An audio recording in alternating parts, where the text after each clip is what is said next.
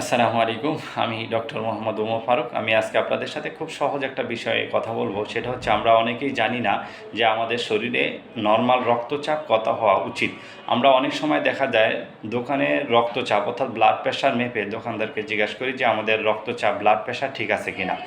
আমরা যদি এই ভিডিওটা দেখি তাহলে আশা করি আপনারা আর দোকানদারকে জিজ্ঞাসা করবেন না যে আপনার রক্তচাপ ঠিক আছে কিনা। আমাদের শরীরে দুই ধরনের রক্তচাপ রয়েছে, একটা হচ্ছে উচ্চ রক্তচাপ, আরেকটা হচ্ছে নিম্ন রক্তচাপ। উচ্চ রক্তচাপ নর্মাল মানুষের, একটা সুস্থ মানুষের উচ্চ রক্তচাপ হচ্ছে 100 থেকে 140 মিলিমিটার অফ মার্কারি, এবং নিম্ন রক্তচাপ হচ্ছে 60 থেকে 90 মিলিমিটার অফ মার্কারি। অর্থাৎ আমরা যখন আপনার রক্তচাপ মাপি তখন সাধারণত উচ্চ রক্তচাপ এবং নিম্ন রক্তচাপ দুইটাই একসাথেই মাপি। সেই ক্ষেত্রে অনেক সময় আমরা আপনাকে বলি যে আপনার প্রেশার 120/80, অর্থাৎ আপনার উচ্চ রক্তচাপ 120 মিলিমিটার অফ মার্কারি এবং